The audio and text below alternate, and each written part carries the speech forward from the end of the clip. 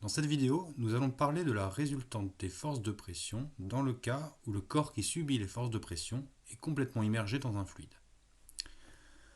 Alors on va considérer un corps, ici j'ai pris un pavé comme ça, qu'on immerge complètement dans un fluide. Ça peut être un liquide mais ça peut être un gaz. J'ai pris un liquide sur cet exemple. Lorsqu'on immerge le corps dans ce liquide, on observe une force qu'on note en général pi majuscule qui est orientée vers le haut.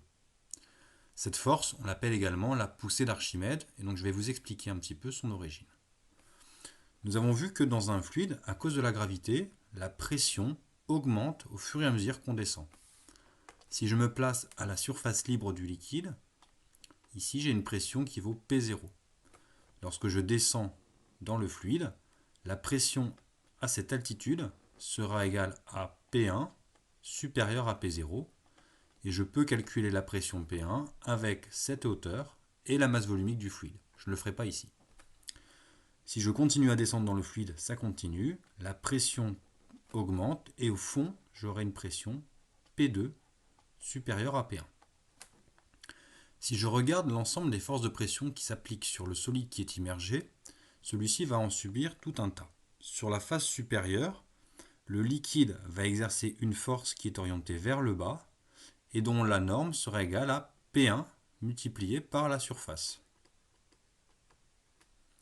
Sur la paroi du dessous, la face inférieure va subir une force de pression de la part du liquide qui est là et dont la norme sera égale à P2 multiplié par la surface.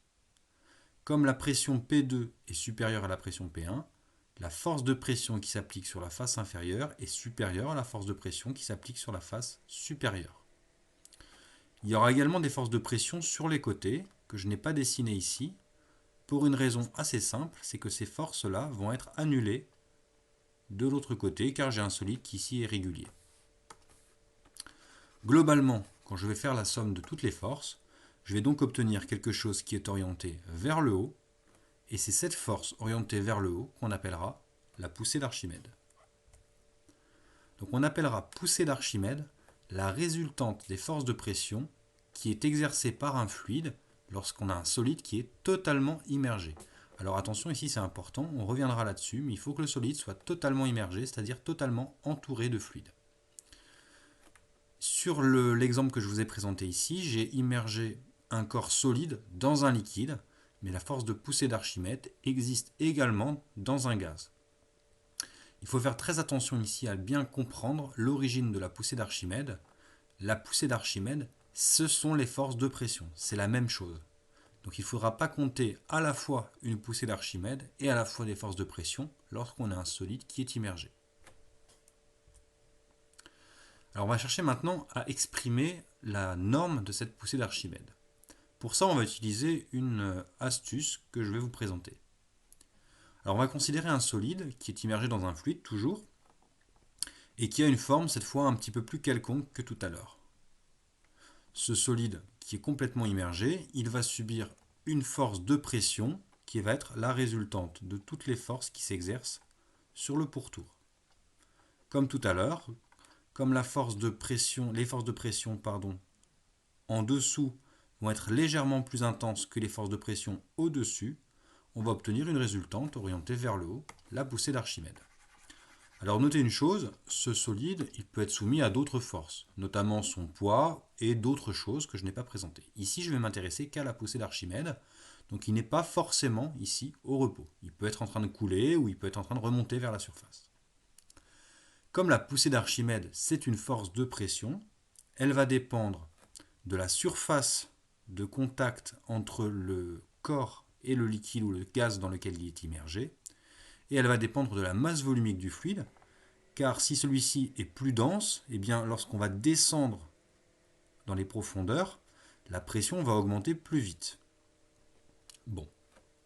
Alors maintenant, je vais considérer exactement la même situation, sauf qu'au lieu d'immerger ici un solide, je vais isoler par la pensée un volume qui est identique avec le même liquide que celui qui est dans le verre. Donc en fait ici j'ai un verre d'eau dans lequel j'ai isolé par la pensée le volume pointillé qui est également le volume du solide de la première situation. Ce volume de liquide il est à l'équilibre. Il est soumis à deux forces, il est soumis à une force de poussée d'Archimède et il est soumis à son poids. Comme j'ai isolé par la pensée un volume qui est identique au volume précédent et que le liquide ici est le même, alors la poussée d'Archimède dans ce cas est identique à la poussée d'Archimède dans ce cas. Elle ne va dépendre que du liquide qui entoure et de la forme de mon solide. Si j'écris l'équilibre de cette zone ici, alors je vais avoir pi plus le poids du liquide délimité par la zone pointillée qui est égal à 0. Ainsi, la poussée d'Archimède est égale à l'opposé du poids du liquide contenu dans la zone pointillée. Et ce liquide contenu dans la zone pointillée, quel est son poids? Eh bien ce sera une masse que je vais appeler la masse de liquide déplacé.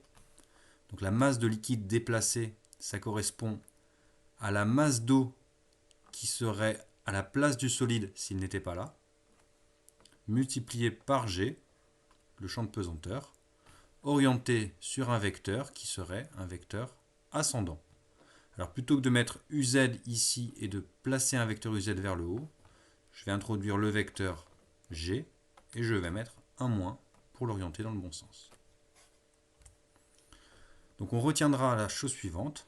Lorsqu'un corps est immergé dans un fluide, il est soumis à une poussée d'Archimède qui s'écrit moins la masse de liquide déplacé multipliée par le vecteur champ de pesanteur. Et la masse de liquide déplacé, on peut également l'écrire comme le produit de la masse volumique du liquide dans lequel est immergé notre solide, multiplié par le volume du solide. Attention ici à ne pas confondre la masse volumique du liquide dans lequel on immerge le solide avec la masse volumique du solide. Je vais maintenant vous présenter deux cas particuliers qu'on rencontre de temps en temps. Le premier cas particulier qu'on rencontre assez souvent, c'est le cas d'un solide qui flotte à la surface d'un liquide et qui n'est donc pas complètement immergé. Donc ici vous avez un pavé qui flotte à la surface entre un liquide et de l'air. Et donc par rapport à ce que j'ai dit tout à l'heure, il n'est pas complètement immergé ni dans le liquide ni dans l'air. Donc on ne veut pas pouvoir appliquer la formule de la poussée d'Archimède telle qu'on l'a vu tout à l'heure. Alors je vous passe le détail du calcul, mais on peut montrer que dans cette situation-là, en fait tout se passe comme si on avait un solide qui serait celui-là, qui serait complètement immergé dans l'air, et donc qui subirait une poussée d'Archimède de la part de l'air que j'appelle πr, et un deuxième solide qui serait celui-là, qui serait complètement immergé dans l'eau, et qui subirait de la part de l'eau une poussée d'Archimède πo. Ainsi, la poussée d'Archimède totale, c'est-à-dire la force de pression totale qui s'exerce sur ce solide, ce serait la somme de πr et de πo.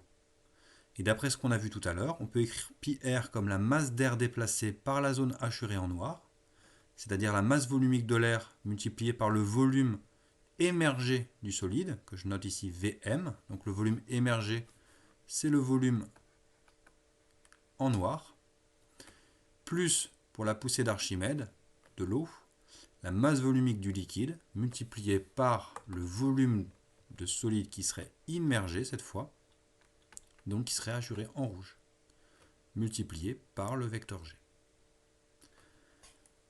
Alors en pratique, dans la plupart des situations, la masse volumique d'un gaz est très très petite devant la masse volumique du liquide. On a vu dans le premier chapitre de thermodynamique qu'il y avait un facteur 1000 entre les deux.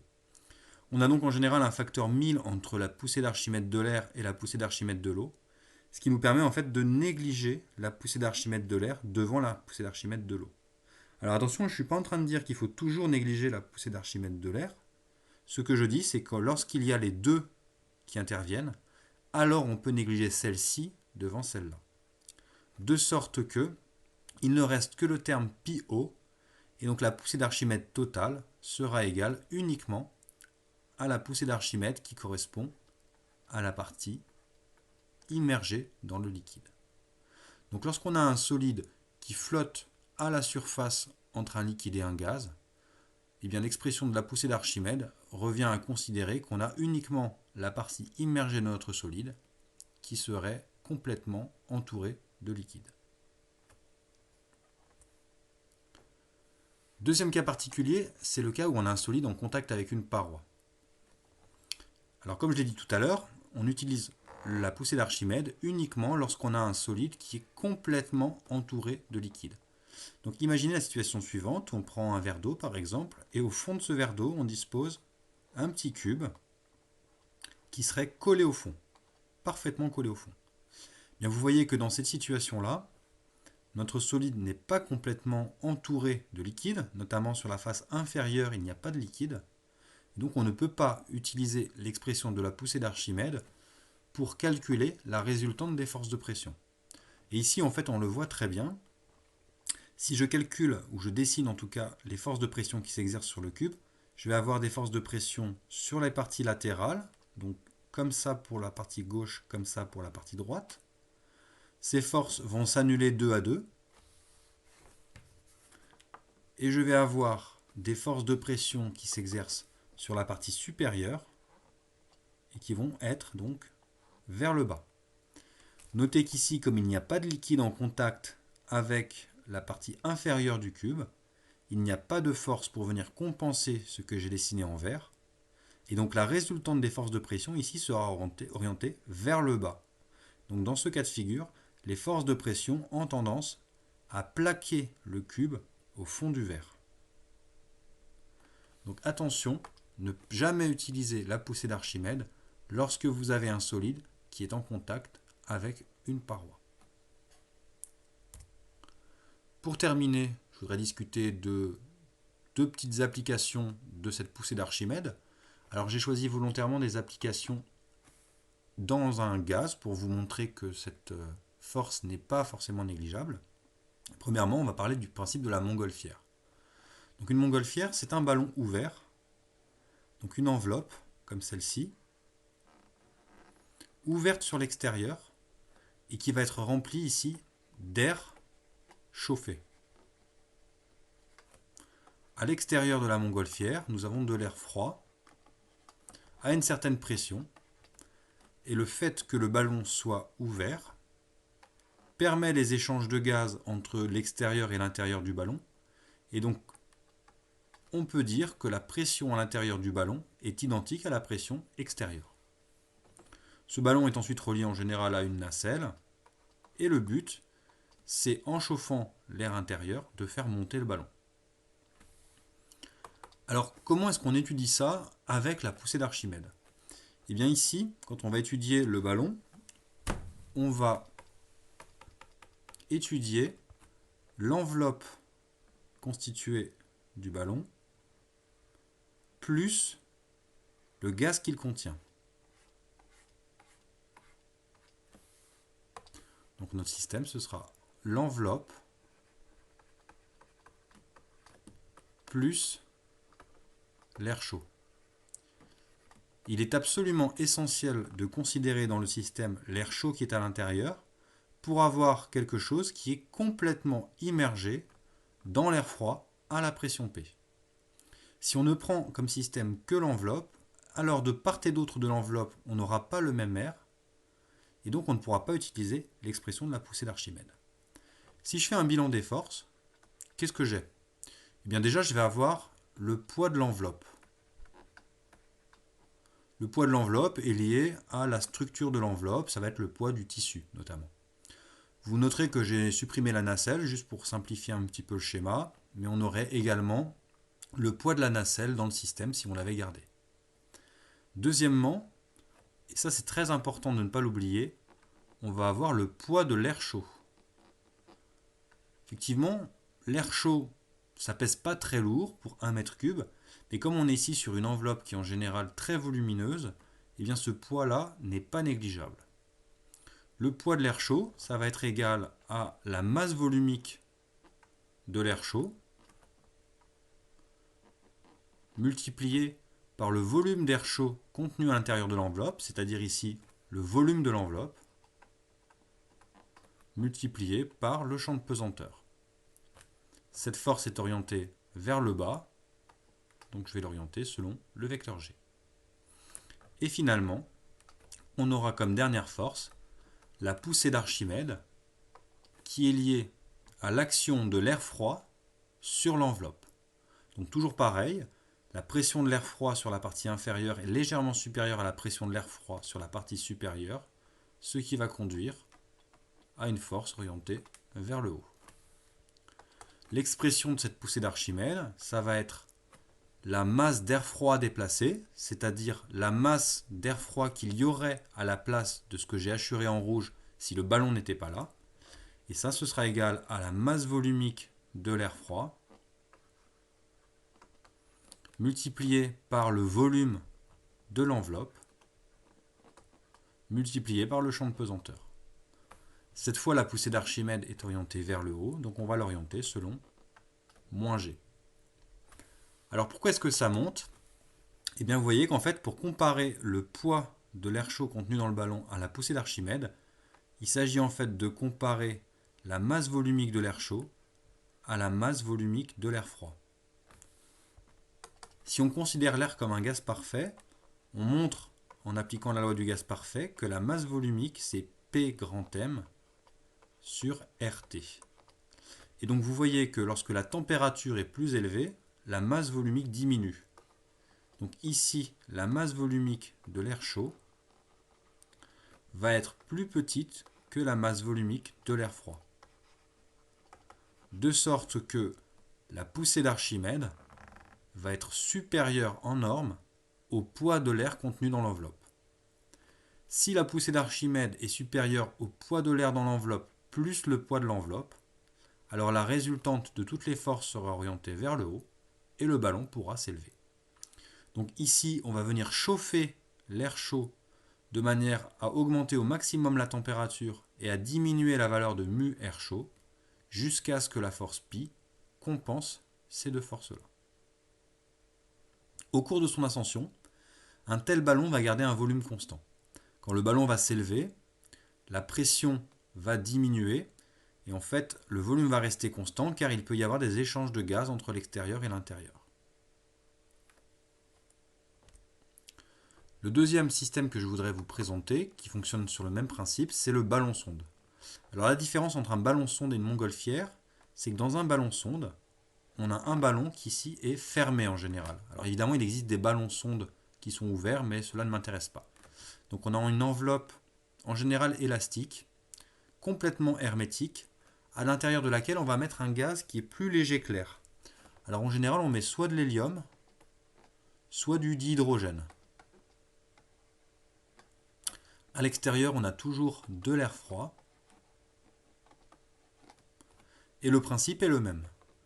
Le système que je vais étudier au cours de cette ascension, ça va être l'enveloppe du ballon plus le contenu du ballon.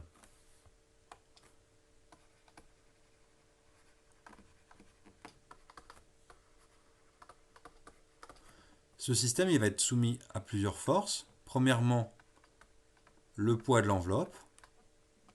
Deuxièmement, le poids du gaz qui est contenu dans l'enveloppe, donc le poids de l'hélium ou le poids du dihydrogène. Or, le poids du gaz, ce sera la masse volumique du gaz multipliée par le volume de l'enveloppe multiplié par le vecteur champ de pesanteur. Et pour finir, on aura la poussée d'Archimède de l'air froid sur le ballon qui sera égale à la masse d'air froid déplacée par le ballon. Et donc comme tout à l'heure, ce sera la masse volumique de l'air multipliée par le volume de l'enveloppe orientée selon le vecteur moins G.